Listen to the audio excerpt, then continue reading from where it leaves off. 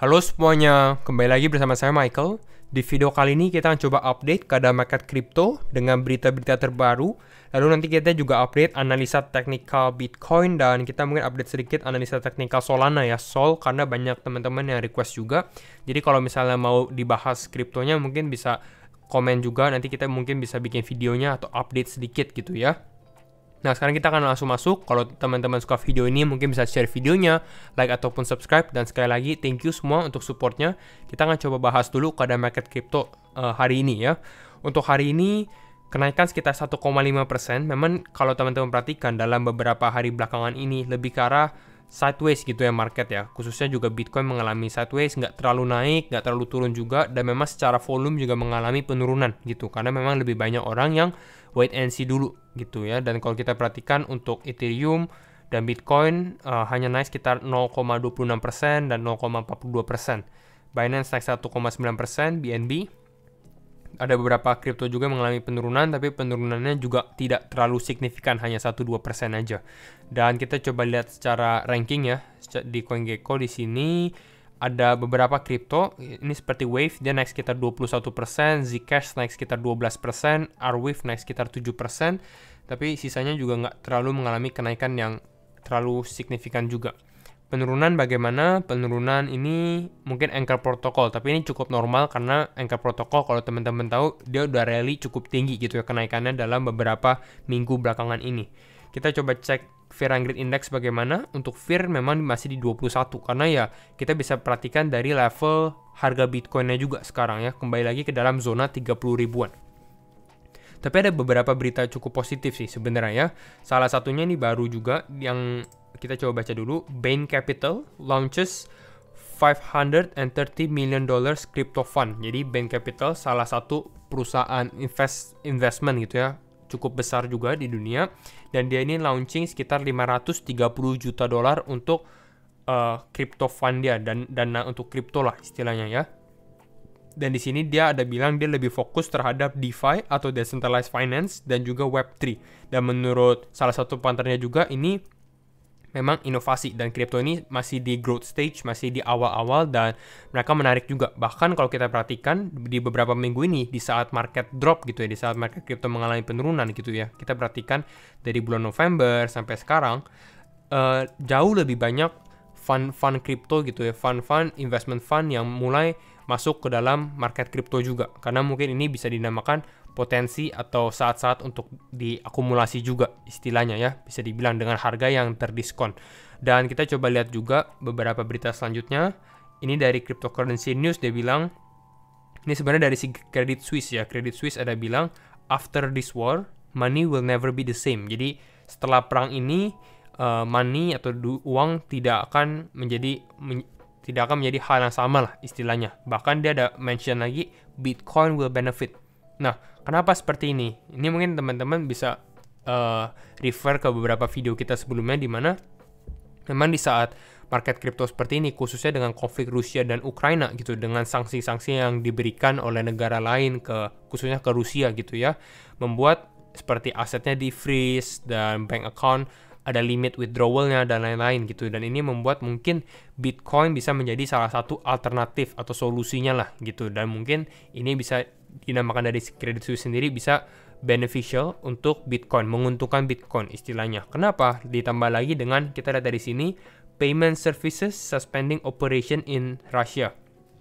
Jadi ini adalah beberapa perusahaan besar yang memang udah suspend lagi di nggak bisa dipakai lah istilahnya. Ada American Express, ada Mastercard, ada PayPal, ada Visa. Jadi bahkan kalau punya kartu misalnya gitu ya, belum tentu bisa dipakai juga kalau kita di Rusia, kira-kira seperti itu. Dan kita akan coba masuk ke teknikalnya juga, tapi sebelum masuk ke dalam teknikal mungkin kita akan introduce sponsor di video ini, yaitu adalah Crypto.com. Jadi thank you Crypto.com untuk sponsoring video ini. Dan Crypto.com sendiri adalah exchange, salah satu exchange terbesar di dunia gitu ya. Jadi untuk jual beli cryptocurrency, kita bisa lihat dari sini dia adalah the world fastest growing crypto app, dan ini sudah available juga di Google Play maupun di App Store gitu. Jadi kalau teman-teman yang tertarik untuk download, untuk tambah salah satu exchange account baru, mungkin bisa download dan bisa pakai kode referral saya itu ada di kolom deskripsi gitu ya, Michael Wyan. daftar, dan ya pilihan kriptonya juga cukup banyak dan fiturnya juga cukup banyak seperti staking, seperti buat dollar cost averaging atau cicil setiap bulannya dan lain-lain. Gitu. Jadi kalau teman-teman tertarik boleh coba di-download, dan sekali lagi thank you crypto.com. Kita masuk aja sekarang ke dalam teknikalnya gitu ya. Nah, kita akan masuk ke dalam teknikal Bitcoin. Bagaimana nih kita coba lihat teknikal Bitcoin ya. Untuk sekarang memang sempat terakhir kita update Bitcoin ini di video ini ya. Support Bitcoin tidak kuat gitu ya. Dan di sini kita memang bahas ada potensi kemarin Bitcoin ini kembali mengalami penurunan ke support sebelumnya gitu. Dan memang ini terjadi dalam beberapa hari terakhir, kita retest lagi ke dalam support di sini. Bahkan ini kita sempat turun sampai ke level 37 ribuan. Tapi closingnya masih di atas line support yang kita buat gitu ya. Di sini kalau teman-teman agak sedikit miss, di sini kita ada line pertama, bisa dibilang ini first line gitu ya.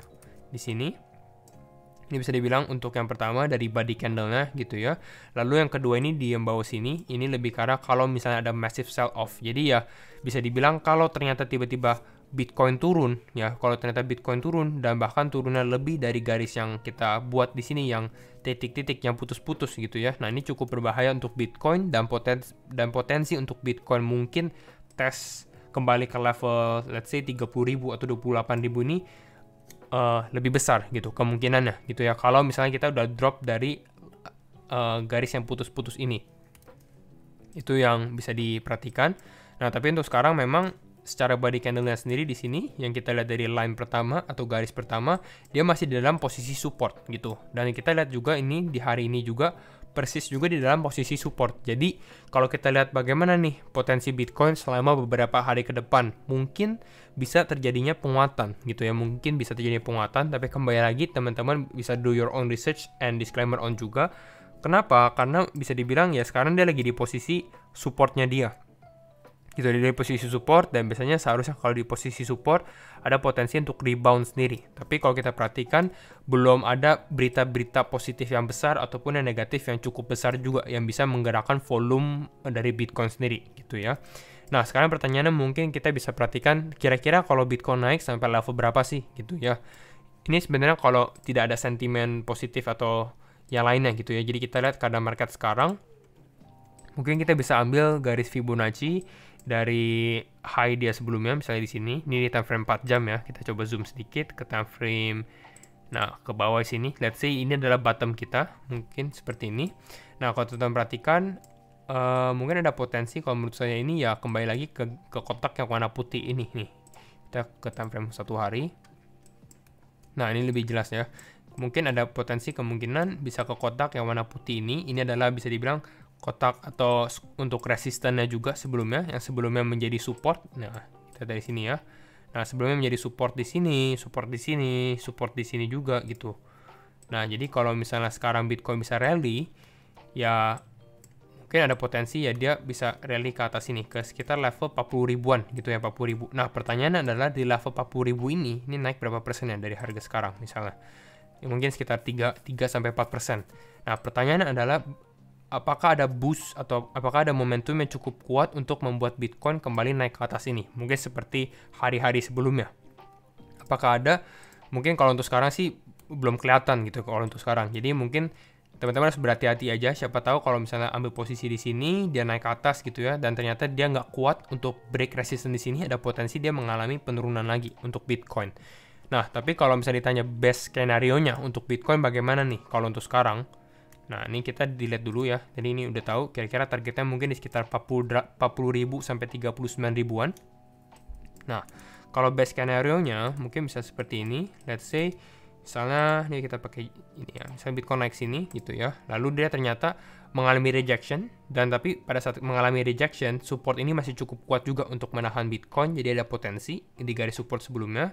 Nah, di sini lalu ternyata dia bisa breakout, mungkin retest ke bawah, retest sebelum ke support sebelumnya, dan mungkin bisa mencoba untuk breakout dari pattern yang ini di sekitar level 44.000 yang sudah sempat kita mention cukup sering juga di video gitu. Kita menunggu kapan sih Bitcoin bisa breakout dari sini, karena pada saat Bitcoin breakout dari sini level 44.000 ini mungkin bisa dibilang end atau akhir dari period akumulasi untuk Bitcoin yang selama ini. Dari tahun berapa nih? Dari awal 2022 gitu. Awal dari 2022 pattern ini membentuk gitu. Bisa dibilang seperti ascending triangle.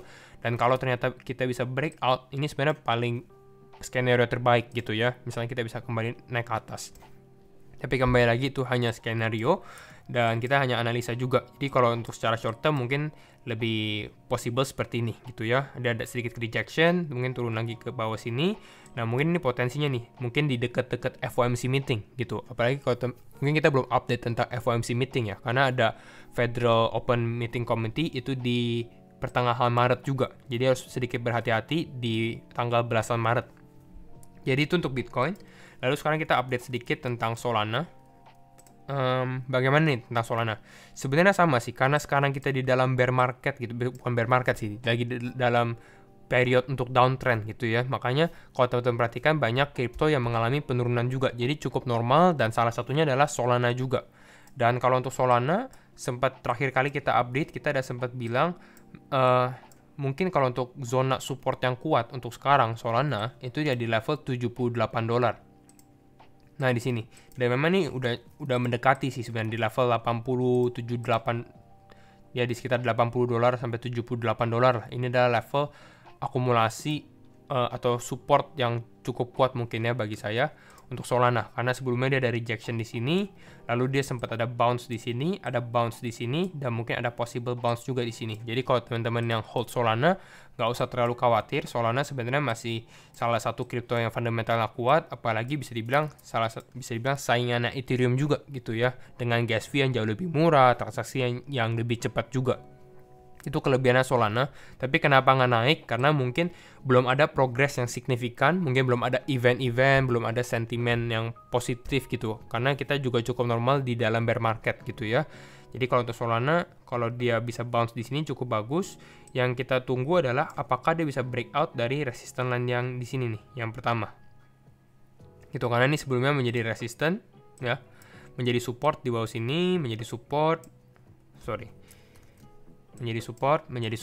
gitu ya, lalu ini menjadi resisten 2 kali di sini. Nah, sekarang mungkin kalau skenario terbaik untuk Solana ya adalah dia bisa rally sampai ke atas sini, mungkin di sekitar level 90-an, 100-an gitu. Kalau misalnya dia naik gitu ya, bisa naik ke sini. Nah, ini mungkin potensi. Nah, di sini adalah momen penentuan apakah dia bisa breakout atau kembali melanjutkan penurunannya dia. Kira-kira seperti itu untuk Solana. Dan dia sekarang sih masih lebih ke arah mengikuti Bitcoin juga sih, pergerakan Bitcoin ya. Dan karena kita bisa lihat juga mungkin ya, tambahan bisa lihat juga Bitcoin dominance yang kita sempat mention juga. Untuk sekarang mungkin kita bisa lihat Bitcoin dominance-nya ini akan lama-kelamaan akan naik juga gitu, apalagi dengan sentimen yang kita sempat bahas dari konflik Rusia dan Ukraina. Kalau misalnya banyak masyarakat mereka yang harus adopsi gitu ya, misalnya menjadi masuk ke cryptocurrency, kemungkinan besar akan masuk pertama itu ke dalam Bitcoin gitu ya, atau mungkin Ethereum ya, karena itu kedua aset yang paling besar di market crypto. Jadi ya cukup normal. Makanya ini kita bisa lihat Bitcoin dominance-nya bisa mengalami penguatan lagi. Dan mungkin kalau misalnya dia naik sampai 45% atau bahkan worst case skenario-nya ya itu mungkin 50%, karena kalau 50% teman-teman bisa bayangkan Bitcoin-nya naik tinggi tapi altcoin-nya nggak terlalu naik. Jadi kita bisa dibilang worst case skenario-nya juga itu bukan sesuatu yang mustahil juga kalau untuk sekarang. Jadi kira-kira mungkin itu update saya untuk hari ini. Jadi kalau misalnya teman-teman suka video ini, mungkin bisa share videonya, like ataupun subscribe. Dan sekali lagi, thank you for watching. See you in the next video. Bye-bye.